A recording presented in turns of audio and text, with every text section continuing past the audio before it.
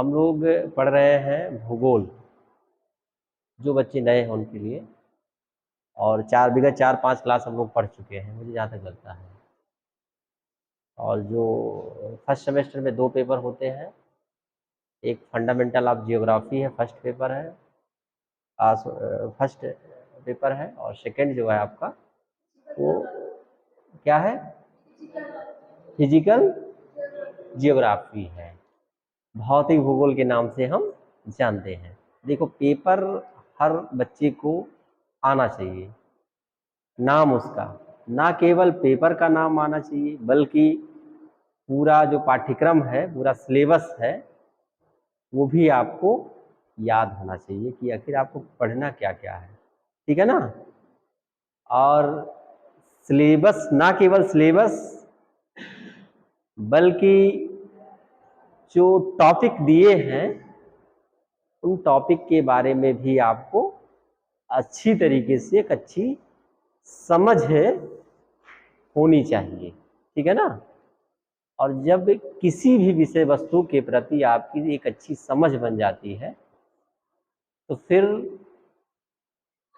आप उस विषय वस्तु पर एक बेहतर जो है पकड़ रख पाएंगे। ठीक है ना। तो क्रमबद्ध रूप से जिस तरीके से बात हो रही है उस तरीके से आप लोग अध्ययन करिए। ठीक है ना। हम लोग विगत कई दिनों से क्लास कर रहे हैं, कुछ बातें हो चुकी हैं और बहुत कुछ बातें अभी होनी बाकी हैं। ठीक है ना। तो नए बच्चे बिल्कुल घबराएं ना कि बहुत कुछ निकल चुका है, बहुत कुछ नहीं निकला है, अभी बहुत कम निकला है। ठीक है ना। और वो चीज़ें आपको गलती तो खैर आप लोग किए हैं कि इतना लेट आए, लेकिन अब दंड आपको ये मिलेगा कि आपको पुनः जब वीडियो भेजा जाएगा उसको देख लीजिएगा, क्योंकि ये आप लोगों की सुविधा के लिए कुछ तकनीकी है, तो उस तकनीकी का लाभ हम लोग भाई लेंगे, क्यों ना लें। ठीक है ना। तो आप लोग उसको देख लीजिएगा। ठीक है ना। हम लोग पाठ्यक्रम पे बात किए और जो बेसिक इंट्रोडक्शन क्लास होता है उस पर बात किए, जिसमें मीनिंग है सब्जेक्ट का, क्या मीनिंग होता है, क्या डेफिनेशन होता है और उसका एक विषय क्षेत्र क्या होता है, इन सारी चीज़ों पे हमने बात किया। और अभी नेक्स्ट पिछली क्लास में हम लोगों ने आखिर भूगोल का क्या उद्देश्य है, इस विषय पर, इस टॉपिक पे हम लोगों ने बात किया था। कुछ बच्चे नहीं थे, कुछ बच्चे थे। आज हम उसको थोड़ा सा सरसरी निगाह में रिपीट करेंगे। ठीक है ना, कि आखिर भूगोल का क्या उद्देश्य है और उसके बाद में फिर आगे हम लोग पढ़ेंगे। ठीक, तो उसका विषय क्षेत्र है, फिर अन्य विषयों से भूगोल का क्या संबंध है, इन सारी चीज़ों के बारे में हम अध्ययन करेंगे। अभी भूगोल का ये इंट्रोडक्शन पार्ट है भूगोल का, इसीलिए कहा गया है ना कि फंडामेंटल ऑफ जियोग्राफी। भूगोल का जो सामान्य सिद्धांत होते हैं, इन सारी चीज़ों के बारे में सामान्य बातें होती हैं, ठीक है ना, जो भूगोल में समाहित होती है, उनके बारे में इस पेपर में हमको अध्ययन करना है। ठीक है ना। और उसके बाद में फिर आपका जब सेकेंड पेपर आएगा, फिर आप जब सेकेंड सेमेस्टर में जाएंगे, फिर जो पेपर आएंगे वो आपको भूगोल के अंदर की जो गहराई वाली बात है, जो और अच्छा विस्तृत अध्ययन वाली बात है, वो आपको जानने को मिलेंगे, सीखने को मिलेंगे। तो फिर हम आगे बढ़ते हैं, देखते हैं कि आखिर भूगोल का क्या उद्देश्य रहा है, इन सारी चीज़ों पे बात हम लोग करेंगे। ठीक है ना। तो देखिए, ये जो बच्चे नए हैं इनके लिए है कि ये हमारा जो है पाठ्यक्रम है, सिलेबस 4 यूनिट्स में बटा हुआ है ये सिलेबस, और एक एक करके आप लोगों को याद होना चाहिए। अच्छा, ये अंग्रेजी भाषा में दिया गया है। हमने जब इसको डिस्क्राइब कर रहे थे तो हिंदी शब्दों में हमने बात किया था इन सब के बारे में। अगर आप लोगों को कोई दिक्कत होगी तो फिर हमसे बात कर लीजिएगा आप लोग व्यक्तिगत रूप से। ठीक है ना। जिसको भी अगर कोई दिक्कत होगी, शर्म की बात नहीं है कि हमको अंग्रेजी नहीं आती है या हिंदी नहीं आती। ठीक है ना। बिल्कुल बेझिझक बात करिए। जब सीखने की ये प्रक्रिया है, सीखने के लिए आप इस महाविद्यालय में आए हैं, आप लोगों के लिए सीखने के लिए ही सरकार इतना बड़ा इंफ्रास्ट्रक्चर यहाँ महोना में स्थापित किया है, तो फिर शर्म किस बात। भाई हम लोग सीखेंगे, पेट से सीख के तो कोई थोड़ो आता है, यही सीखता है ना। तो किसी भी चीज के लिए कोई सामान्य सी बात हो, उसमें झिझकना नहीं चाहिए सीखने में, ठीक है ना, उसे सीखना चाहिए। उसमें किसी से झिझकना कि अच्छा इतनी छोटी बात है, कैसे हम पूछे, कोई हंसेगा तो नहीं। अरे ये बिल्कुल मत सोचिए, क्योंकि सामने वाला जो हंस रहा होगा उसको खुद ही नहीं पता होगा। जो सामने वाला हंस रहा होगा उसको खुद ही नहीं पता होगा कि क्या नाम है, हम इस बात पे हंस रहे हैं और इसका मतलब क्या है, ठीक है ना। इसलिए इन सारी बातों को चिंता किए बिना आप किसी भी बात पे डिस्कस करिए, तो करना भी चाहिए, ठीक है ना, कोई दिक्कत नहीं। ये पाठ्यक्रम है, नहीं बच्चे वो भी देख लें। और देखिए नेक्स्ट, ये इंट्रोडक्शन का आपका आखिर मीनिंग क्या है उस शब्द का, भूगोल का। हाँ, भूगोल छोटा सा शब्द है ना, इसका अर्थ क्या है, इन सारी बातों पे हम लोगों ने बात किया है, ठीक है ना। और कुछ चीज़ें ये हैं, ये सारी चीज़ें आपको याद होनी चाहिए, ठीक है ना।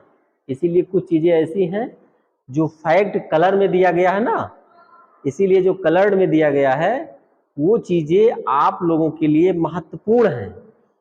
आप लोग वीडियो क्लास एक रिकॉर्ड हो रहा है ना, ये आप लोगों तक पहुंचेगा, ग्रुप बनेगा ना तो आप लोगों तक पहुंचेगा, एक चैनल है उस पर आप लोग देख लीजिएगा। अभी बहुत ज़्यादा जो है घबराने की ज़रूरत नहीं है, ठीक है ना। फिर आप लोग देख लीजिए, फिर नोट्स बना लीजिए, वहाँ ज़्यादा आप आसानी से बैठ करके शांति से बना पाएंगे, ठीक है ना। अभी जो बातें महत्वपूर्ण हो रही है उसको सुन लीजिए, ठीक है ना। तो जो कलर्ड में बातें दी गई हैं वो आप लोगों के लिए ज़्यादा महत्वपूर्ण है, नोट करने वाली है, फैक्ट चीज़ें हैं, ठीक है ना। तो इसलिए इन सारे बिंदुओं पे आप लोग ज़्यादा फोकस करिएगा, ठीक है ना। इसीलिए उसको हाईलाइट किया गया है, ठीक है ना। ये तो डेफिनेशन रहा है हमारा, ये आखिर भूगोल का डेफिनेशन, ये पिछला क्लास जो था हम लोगों का, ठीक है ना। ये एक रिवीजन भी आप लोगों का हो जाएगा। जैसे परिभाषा में है, परिभाषा जरूर आप लोग याद करिएगा, उसका मीनिंग भी समझने का, क्योंकि अलग अलग भूगोल वेताओं का अलग अलग मत है भूगोल पर, ठीक है ना। और वो उनके की पॉइंट को समझने का प्रयास करिएगा, उससे क्या हो, उनकी विचारधारा की एक धारा पता चलती है कि ये किस धारा के भूगोल वेत्ता हैं। आगे आपको बाद मिलेगा, आपको 2 विचारधाराएं, 3 विचारधाराएं, 4 विचारधाराएं आपको मिलेंगी, कई विचारधाराएं मिलेंगी। और अलग अलग धाराओं के जो भूगोल वेत्ता हैं उनके अलग अलग मत देखने को मिलेंगे। तो जो की पॉइंट्स से उनके शब्द हैं उनका पकड़ने का प्रयास करिए कि आखिर इन्हें हम्बोल्ट ने क्या किया, रेटजल ने क्या किया, कहा अरिस्टोफेन ने क्या किया, जीन ब्रूल्स ने क्या कहा, हार्टसोन ने क्या कहा। ये सारे जो भूगोल वेत्ता है, अभी तो ये आप लोगों को नया लगेगा कि क्या हमारे सामने आ रहा है, आप लोगों को ये चीज़ नया लगेगा। लेकिन जब आगे आप लोग पढ़ेंगे ना तो अच्छा आप लोग कहेंगे अच्छा यही थे हम्बोल्ट, यही थे रेटजल, यही थे हार्टसोन, यही थे रिटर, ठीक है ना। तो बहुत अच्छी तरीके से समझ में आएगा जब इनकी थॉट के बारे में आप लोग पढ़ेंगे, ठीक है ना। चलिए देखिए,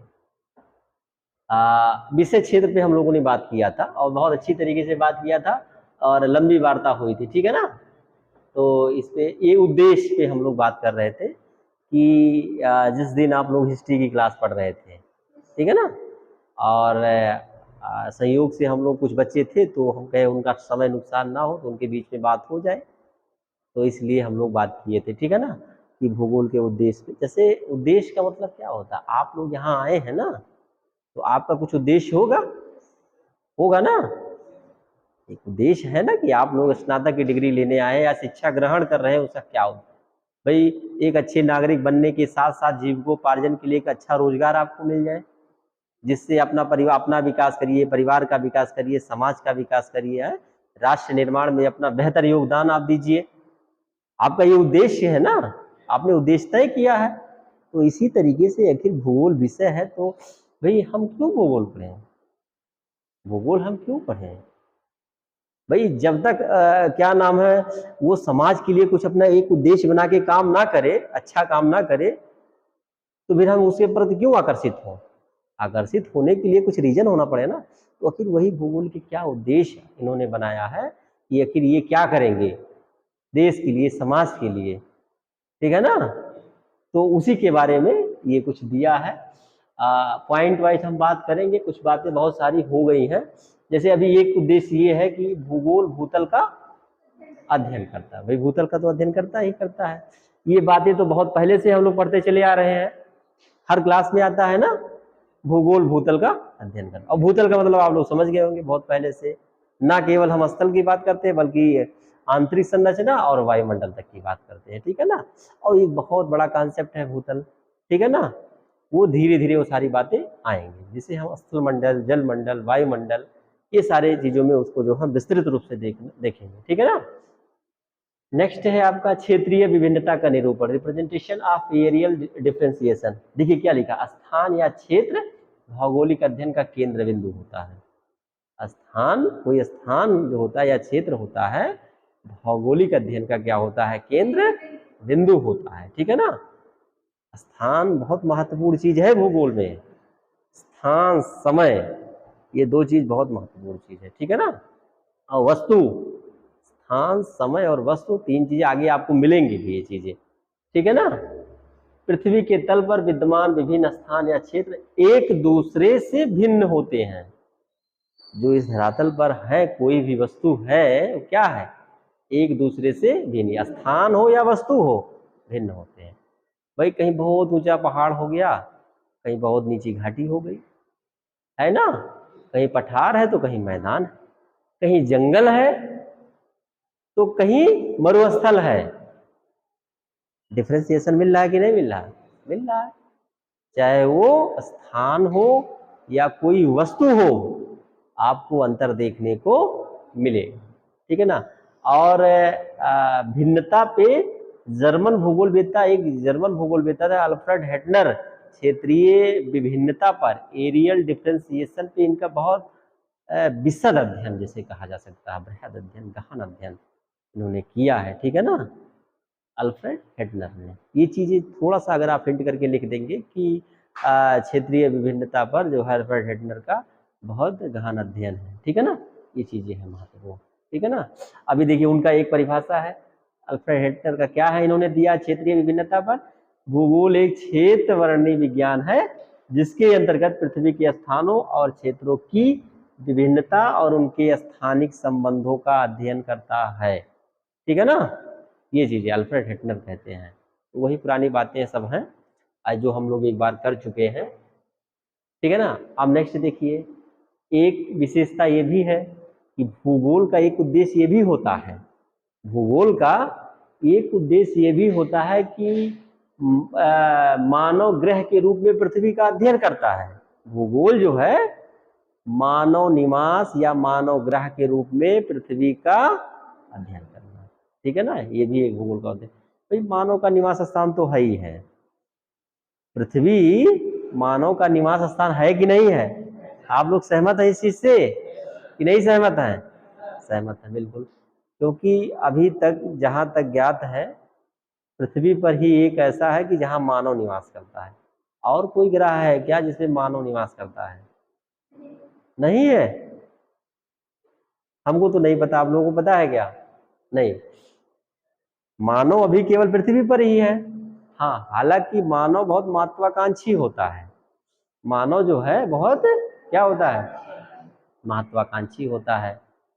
वो अपने ज्ञान और तकनीकी के माध्यम से उस महत्वाकांक्षी जो है वो उस लक्ष्य, एक लक्ष्य तय कर उसको हासिल करने का प्रयास करता है। जैसे अभी देखिए 2013 और 14 में क्या हुआ, मानव ने दूसरे ग्रह पे जाने का प्रयास किया, मंगल मिशन एक भेजा था कि नहीं भेजा था, मंगल मिशन भेजा था 2013 में भेजा था, 14 में पहुंचा था वो, ठीक है ना। 8 से 9 महीने का समय लगा था वहां पहुंचने पे मंगल मिशन पे, ठीक है ना। कहाँ से भेजा जाता है, कोई भी जो है अंतरिक्ष अभियान कहाँ से होता है, कौन सा केंद्र है, इसरो है हमारा। इसरो कहाँ पे है, किस शहर में है, श्रीहरिकोटा। श्रीहरिकोटा किस राज्य में है, आंध्र प्रदेश में है। ये सारी बातें भी हम करेंगे आप लोगों से, ठीक है ना। अभी क्लास में आपको टारगेट देंगे, जब बच्चे आने लगेंगे ना तो आपको टारगेट देंगे कि आप कल जो है 10 पहले तो राज्य आपको याद कराएंगे कि 10 राज्यों का नाम, लोकेशन देख के आइए, उसकी राजधानी याद करके आइए, ठीक है ना। फिर जब राज्य पूरा हो जाएगा, कंप्लीट हो जाएगा, फिर आप क्या करिएगा कि एक महाद्वीप कॉन्टिनेंट लीजिए, एक कॉन्टिनेंट लीजिए, महाद्वीप लीजिए, फिर उस महाद्वीप के 5 देशों का नाम, उसका लोकेशन, उसकी राजधानी, उसकी मुद्रा, उसकी सामान्य विशेषताएं ये आपको तैयार करके डेली आना रहेगा, और वो चीजें हम कभी किसी से भी पूछ सकते हैं। 2-4 क्वेश्चन 2-4 लोगों से डेली पूछा जाएगा। इससे होगा क्या, फायदे क्या होंगे कि हम लोगों का जो क्लास होता है ना, उसके साथ साथ आपका जो बेसिक इंफॉर्मेशन होता है विषय का, ये नॉलेज नहीं है, ये सोर्स ऑफ इंफॉर्मेशन है, एक सूचना है, ठीक है ना भाई। कोई देश इस महाद्वीप में है तो है वो, ये नॉलेज कहाँ से हो गया, ये तो सोर्स ऑफ इंफॉर्मेशन है हमारे पास, नॉलेज नहीं है वो, ठीक है ना। बहुत सारी बातें हैं, बाद में बात हम लोग धीरे धीरे इसे करते रहेंगे इन सारी चीज़ों के बारे में, ठीक है ना। तो ये चीज़ आपको जो है क्या नाम है, आपको दिया जाएगा डेली कि आप लोग इसको एक होमवर्क समझ लीजिएगा और तैयार करके आना रहेगा। इससे आपकी प्रिपरेशन अच्छी बेहतर होगी, ठीक है ना, और एक समझ भी विकसित होगा अंतर्राष्ट्रीय परिदृश्य के स्तर पर, ठीक है ना। चलिए नेक्स्ट पॉइंट देखिए, मानव पर्यावरण संबंध का विश्लेषण। किसका? मानव पर्यावरण। भूगोल का जो उद्देश्य होता है मानव और पर्यावरण के संबंधों का विश्लेषण करना होता है। समझ में आ रहा है आप लोगों को? अगर ना समझ में आए तो पूछ लीजिएगा, ठीक है ना।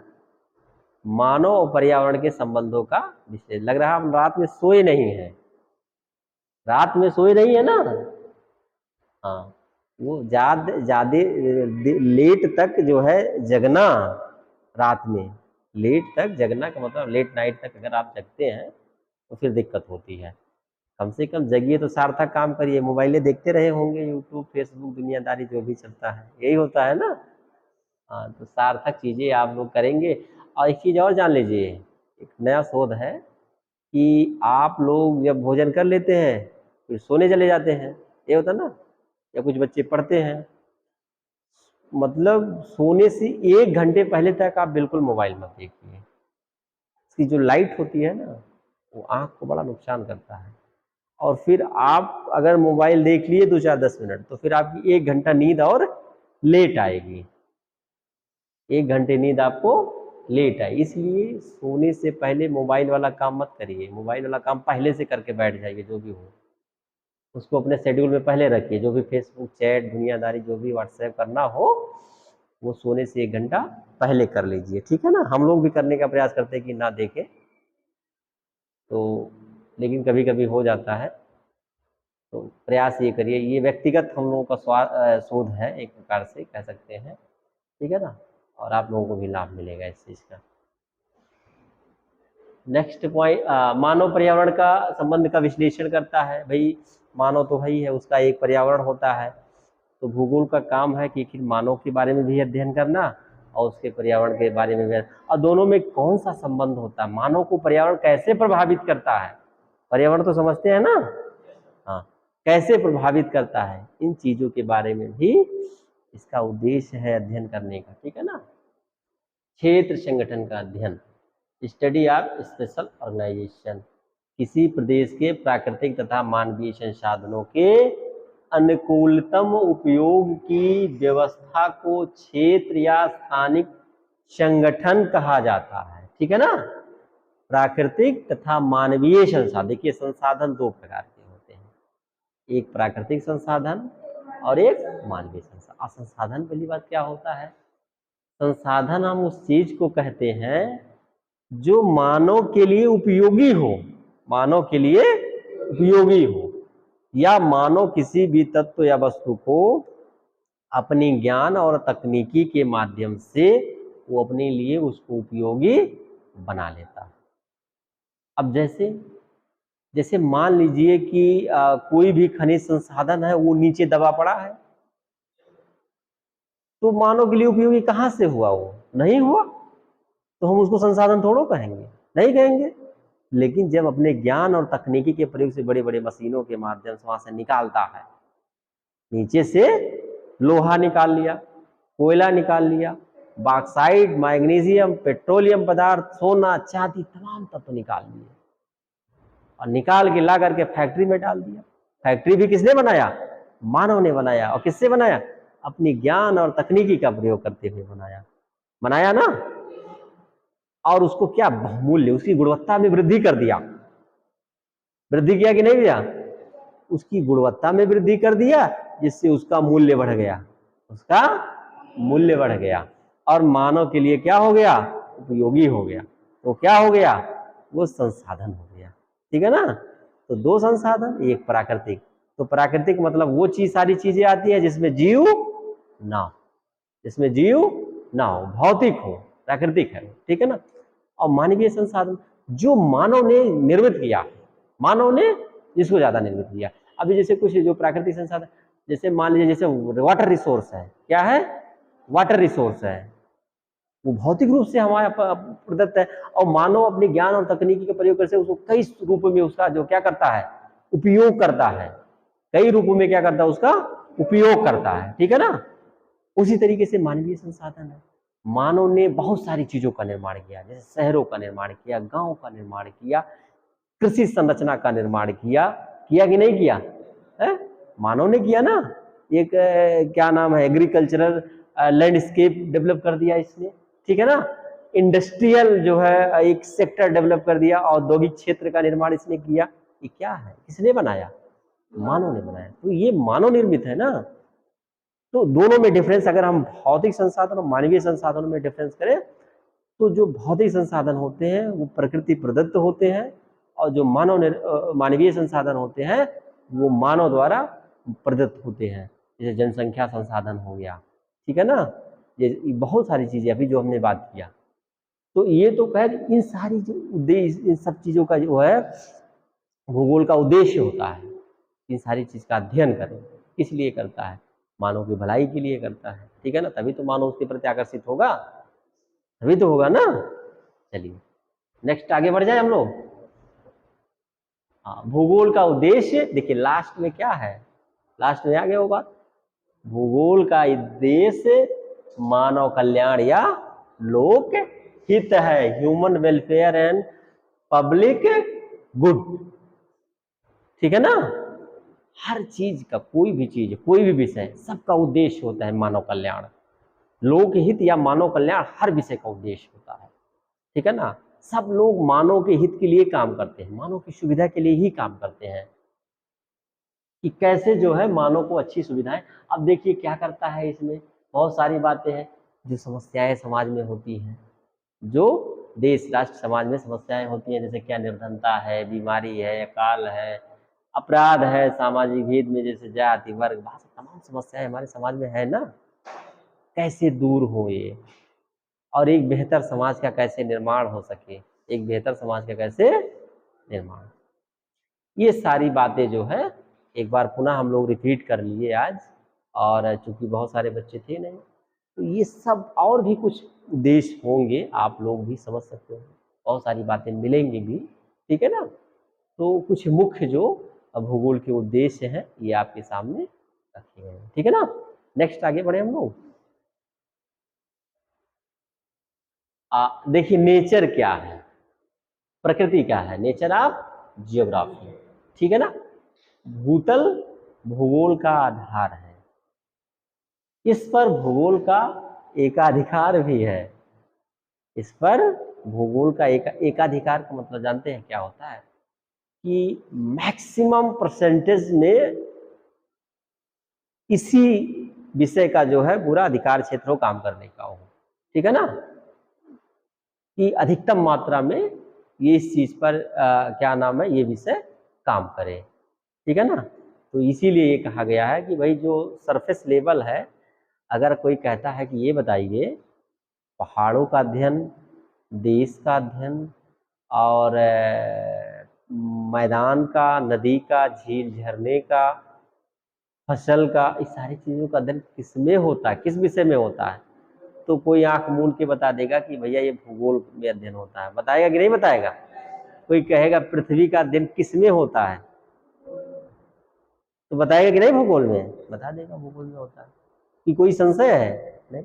इसीलिए ये कहा है, इसीलिए इसमें कहा गया है इसके नेचर में कि जो भूतल है ना, भूतल का अध्ययन के लिए इसका एकाधिकार प्राप्त है, इसको पेटेंट मिला हुआ है। किसको?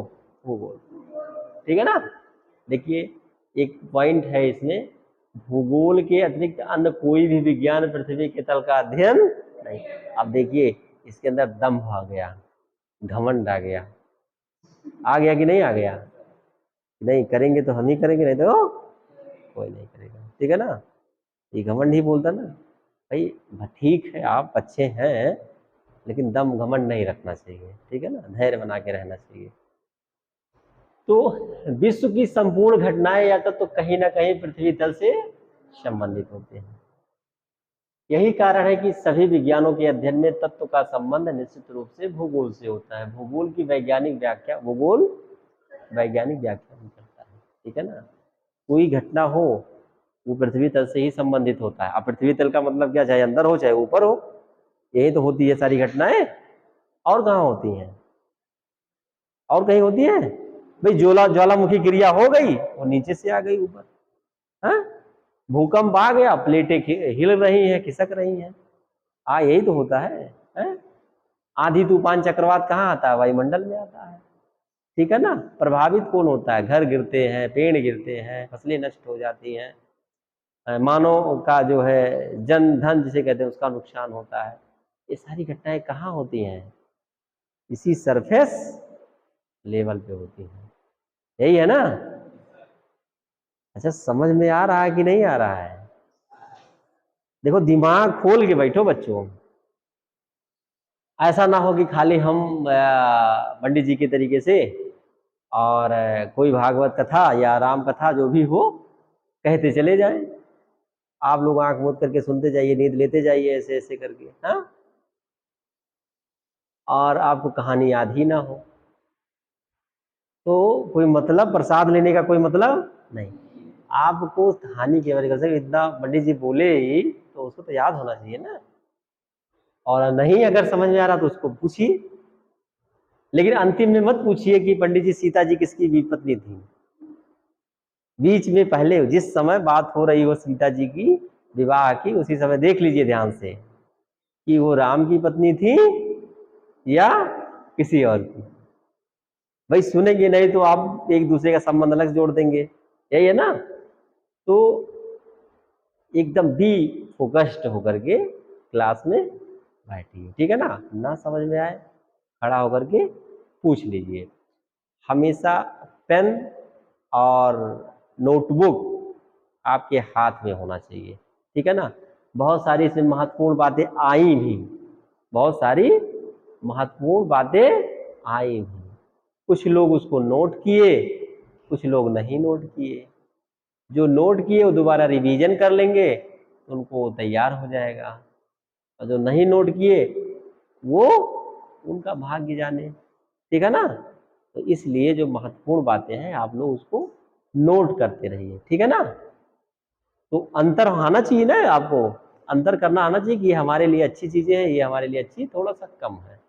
ये हमको एक बार दोबारा रिवीजन करने के लिए, भाई हम किसी चीज को नोट क्यों करते हैं? इसलिए करते हैं ना कि ये हमको दोबारा पढ़ने की जरूरत पड़ेगी। और कुछ चीजें होती है सिंपल रूप में समझ में आ जाती है कि हमको कोई दिक्कत नहीं है इसको, ये तो खैर सामान्य बातें हैं, ठीक है ना। चलिए, भूगोल की प्रकृति से संबंधित महत्वपूर्ण बातें कुछ निम्नलिखित हैं। भूगोल भूतल का अध्ययन, ये बातें तो हो चुकी कई बार, कई विद्वानों ने कहा है, जिसमें आपका कांट महोदय थे सबसे पहले, इन्होंने कहा है। उसके बाद में हम्बोल्ट महोदय, ये सबकी परिभाषा एक प्रकार से, कांट क्या कहते हैं? भूगोल पृथ्वी के उस भाग का अध्ययन करता है जो मानव का घर है, ठीक है ना। तो ये भाग गया क्या? हाँ ये है, ठीक है ना, मानव का घर है। हम्बोल्ट और रिटर भी, हम कहे नहीं थे एक दिन आपको कि हम्बोल्ट और रिटर महोदय की जो विचार मतलब समय था, समकालीन भूगोलवेत्ता थे, ठीक है ना। तो साथ साथ आपको ज्यादा दिखाई पड़ेंगे, एक साथ साथ ज्यादा हम्बोल्ट और रिटर महोदय एकदम साथ साथ दिखाई पड़ेंगे। आगे जब हम लोग थार्ड पढ़ेंगे तो ज्यादा अच्छी तरीके से इन लोगों को पढ़ेंगे। रिस्टोफेन, इन्होंने भी कुछ बातें ऐसी ही कही हैं कि क्या कही इन्होंने कि भूगोल के अंतर्गत भूगोल के भूतल के विभिन्न क्षेत्रों का अध्ययन उनकी संपूर्ण विशेषताओं के अनुसार किया जाता है। ये सामान्य बातें हैं, ठीक है ना। अंतर संबंधों का अध्ययन, भूगोल जो है अंतर संबंधों का अध्ययन करता है। Geography is study of inter relationship. भूगोल संपूर्ण पृथ्वी तल या उसके विभिन्न भागों में विद्यमान प्राकृतिक तथा मानवीय तत्वों के मध्य पारस्परिक संबंधों की व्याख्या। अभी हमने जो पहले उद्देश्य में बताया एक शब्द क्षेत्रीय भिन्नता में, उसमें जो प्राकृतिक संसाधन होते हैं और मानवीय संसाधन जो होते हैं उनके बारे में ये बात हो रही है इसमें अंतर संबंधों के अध्ययन में। ठीक है ना, ये सब बातें। क्षेत्रीय समाकलन का अध्ययन, geography is the study of spatial integration. Hettner क्या कहते हैं, हेटनर भी बहुत आते रहते हैं, ठीक है ना। हेटनर हम लोगों को परेशान कर रहे हैं क्या, नहीं परेशान कर रहे हैं, चलिए परेशान कोई नहीं करता है, ठीक है ना, अच्छी जानकारी देते हैं हम लोगों को, ठीक है ना। क्या कह रहे हैं, भूगोल केवल तत्वों के पारस्परिक संबंधों का अध्ययन करने वाला विज्ञान नहीं है।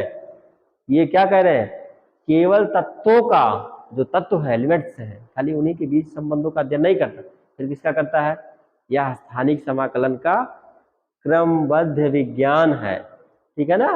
अध्ययनों में क्षेत्र के विशिष्ट स्वरूप का सर्वाधिक महत्वपूर्ण माना जाता है। जो विशिष्ट स्वरूप होते हैं वही सारी बातें, पुरानी परंपरागत बातें हेटनर की तो काफी आ चुकी हैं, ठीक है ना।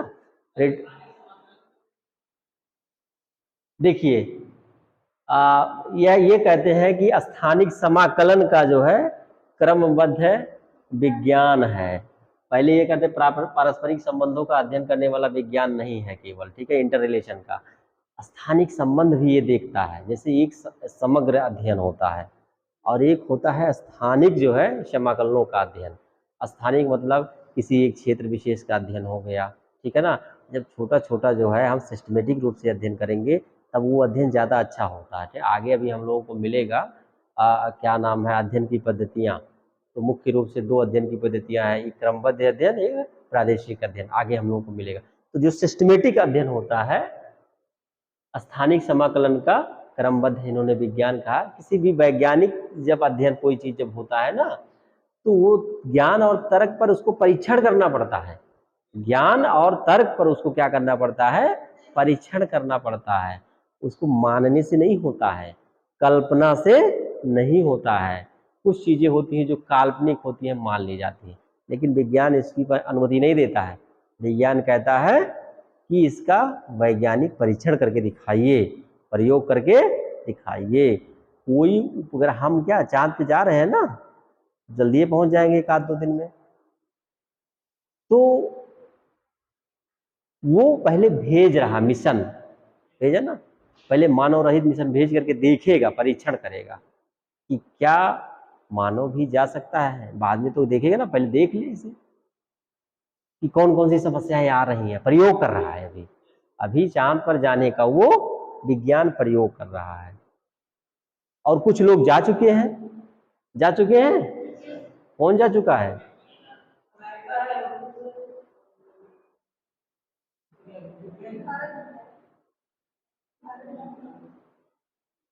ये भारत का कैथा कौन सा चंद्र मिशन है, तीसरा चंद्र मिशन भारत का है।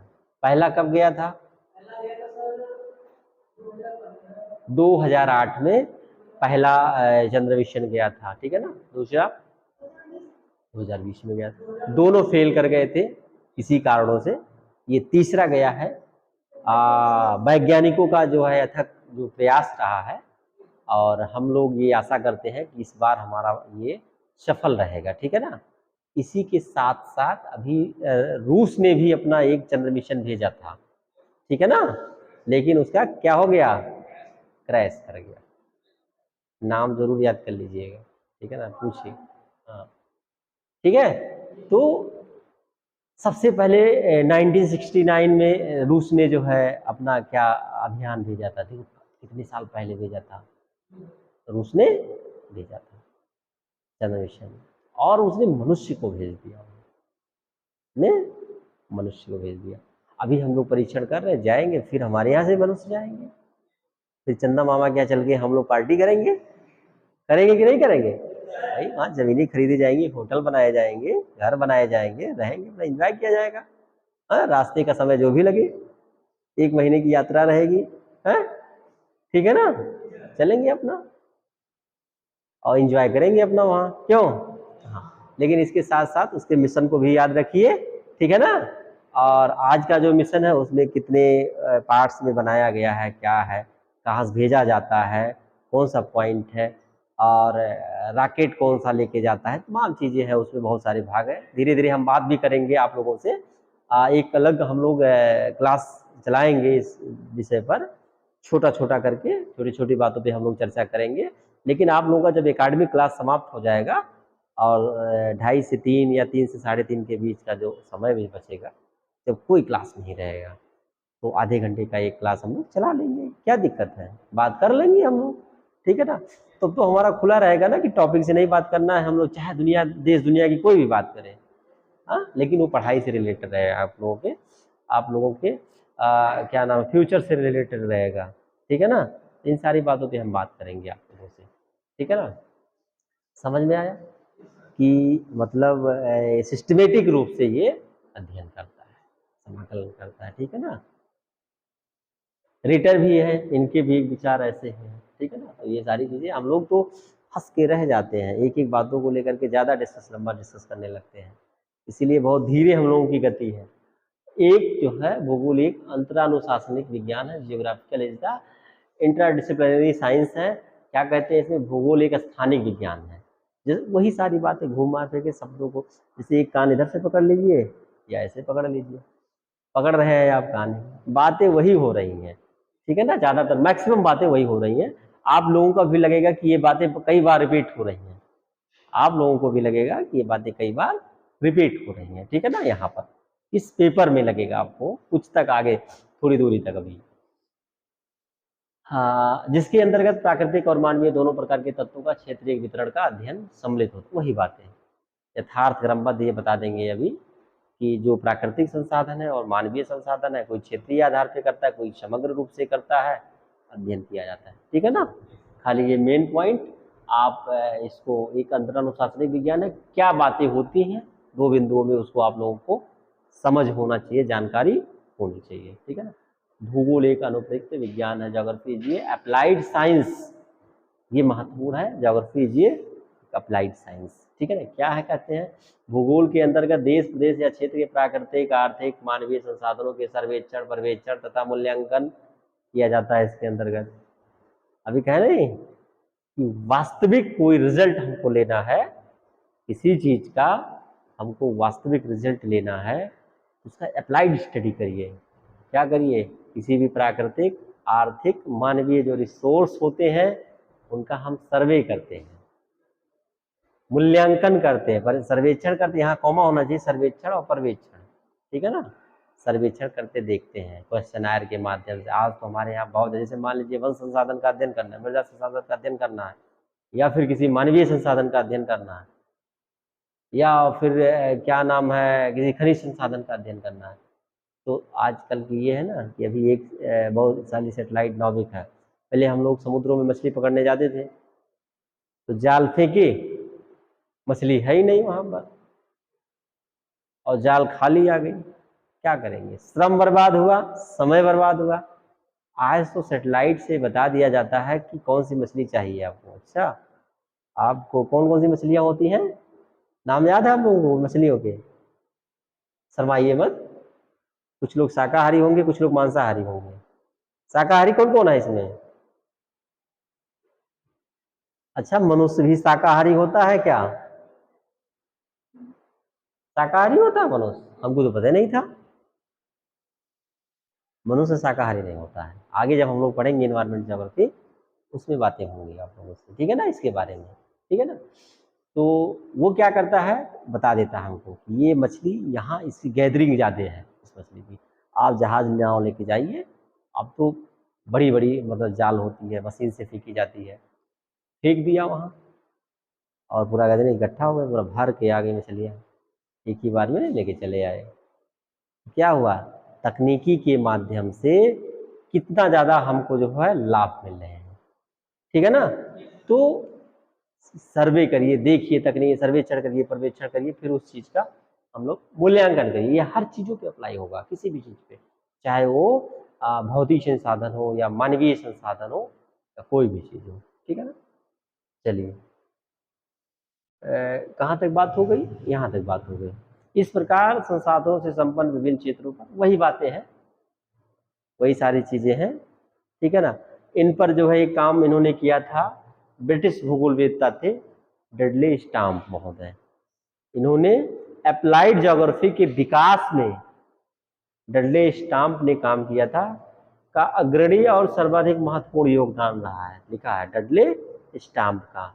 खाद्य समस्या के समाधान हेतु इन्होंने ब्रिटेन की भूमि का उपयोग सर्वेक्षण कराया और अनुपयुक्त भूगोल नाम का एक अप्लाइड ज्योग्राफी नाम की एक किताब लेके पूछेगा, अप्लाइड ज्योग्राफी या अनुपयुक्त भूगोल पुस्तक किस लेखक की है, किसका है, डडले स्टाम्प। कहाँ के भूगोलवेत्ता थे, ब्रिटेन के, ब्रिटिश भूगोलवेत्ता थे, ठीक है ना। इन्होंने क्या किया था, ब्रिटेन की भूमि का सर्वेक्षण कराया था, देखा कि क्या ये उपजाऊ भूमि है कि बंजर भूमि है, क्या है, क्या समस्या है, यहाँ खेती बाड़ी क्यों नहीं हो पा रही है, यहाँ पर पे कौन से तत्वों की कमी है, और सारी बातें इसीलिए तो कराते हैं लोग, ठीक है ना। ये सारी बातें हैं, ठीक है। चलिए, समय हम लोगों के पास तो अब समाप्त हो गया, ठीक है ना। अब हम लोग नेक्स्ट वर्किंग डे की क्लास में बात करेंगे